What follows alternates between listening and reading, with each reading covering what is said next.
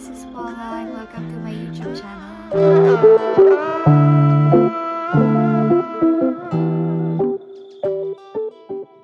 So this video, it's gonna be about hair related products that I bought from Shopee or TikTok. So it's gonna be a mini Shopee haul. So first item, Savage Dust It. Naglo-loading na naman siya.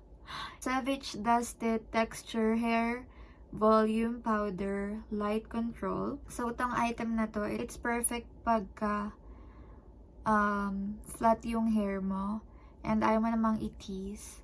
Maglalagay ka lang nitong powder na to dito para magkaroon ng volume or kahit dito pwede siyang gamitin. Ito. Ayan. So, itong item na to, 115 pesos lang siya and meron na siyang 8 grams of product. Next item, it's gonna be from the same brand, Savage. Ito naman, Root Touch Up. This one, it's 138 pesos.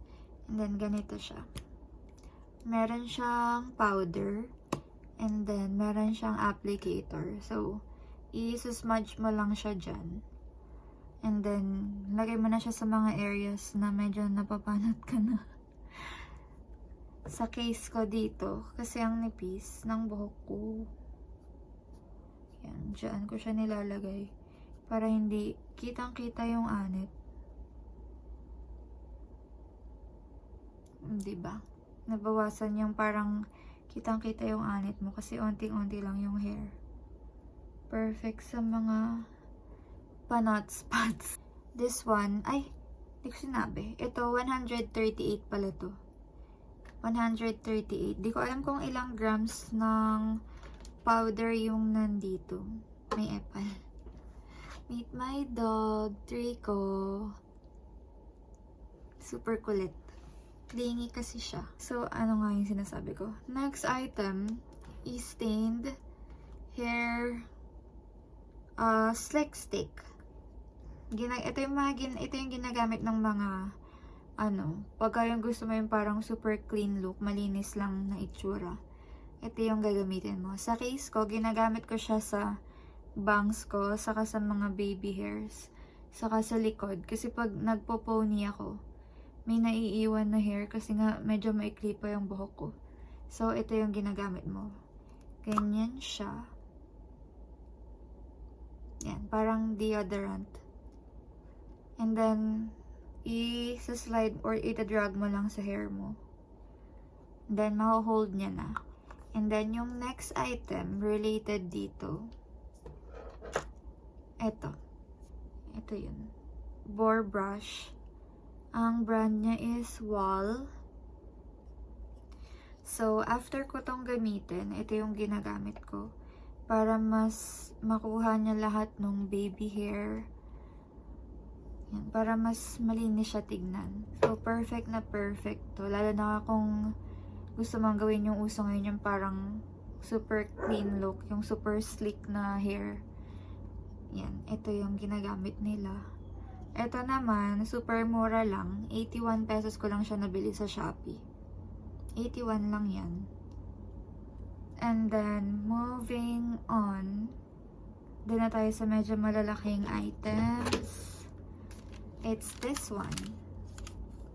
Stay Young 5-in-1 blower. Meron siyang 5 attachments. Ito siya. Ito. And then yung pang other side nito. Saka this one. Para talaga siyang Dyson. Pero, syempre wag kayong mag-expect masyado kasi mura lang. I mean, mura to compared sa Dyson. Ito, nabili ko siya ng 1,000 sa TikTok. Pero tinignan ko siya sa Shopee. Ang price niya is 1,299. So, mura para sa akin, worth it naman kasi nasa serve naman niya, it serve its purpose. serve its purpose. Nagagawa niya naman yung dapat niyang gawin, which is magpatuyo ng buhok. Honestly, hindi ko pa ito nagagamit kasi nung nabili ko to, matagal na sa akin to, mga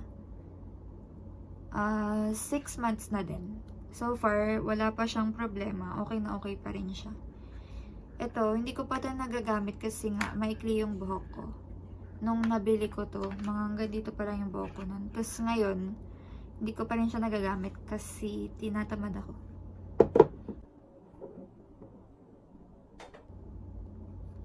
So, ang mostly nagagamit ko na attachment nito is this one, which is yung parang sa Dyson. Dito lumalabas yung air, and then this two. Kasi perfect siya. Nasusuklay mo na yung hair mo habang tinutuyo. Saka pag gusto mo yung parang nakapalaob yung hair mo, ito yung gamitin mong attachment. Then pag gusto mo naman parang straight, ito yung gamitin mong attachment. So, yes. Ayan o. Meron siyang 3 mode. 1, 2, 3. Hindi nagbabago yung air na binubuga niya. Hindi siya lumalakas or humihina. Ang nagbabago is yung init nung air na lumalabas. So, kapag number 3, mainit yung air na lalabas. Pagka number 1, saktong-sakto lang. And then, next item, it's gonna be the last item. Medyo trending to ngayon sa TikTok. This one, it's the Mermaid Hair Curler. Ba yan? Nabuhol. Ganyan siya. Yan yung ginamit ko ngayon sa hair look natin ngayon. And then this one, I got this for 348 pesos. Sobrang mura lang. May pangkulat ka na parang ganyan. Perfect. Para sa akin, perfect to sa mga may short hair. Kasi diba mahirap gumamit ng pangkulot pagka short hair. And then ito, super convenient niya kasi lalagay mo lang yung hair mo, tapos ipit-ipitin mo lang na ganyan. And then, ganyan na siya, wavy. Yan, ganyan siya. May lock din siya dito. And then, meron siyang 5 modes ng init. Ganyan. Mabilis din siyang uminit. Parang yung ulo ko. Para sa akin, sobrang worth it nito. Lalo na tamad ako mag-ayos ng buhok. Pagka gusto ko na medyo iba naman yung style ng buhok ko, ito yung gagamitin ko. Actually, hindi ko pa siya ganun ka-perfect gamitin kasi kakabili ko lang nito last week. So, hindi pa ganun kaganda. Pero siguro pag tagal, masasanay din akong gamitin to. So, yan lang. This gonna be all for this haul. Next haul, maybe, ang i-record ko naman is mga clothing or accessories. So, if you enjoyed watching this video, please like and subscribe para mapanood niyo yung next. Yun lang. Bye!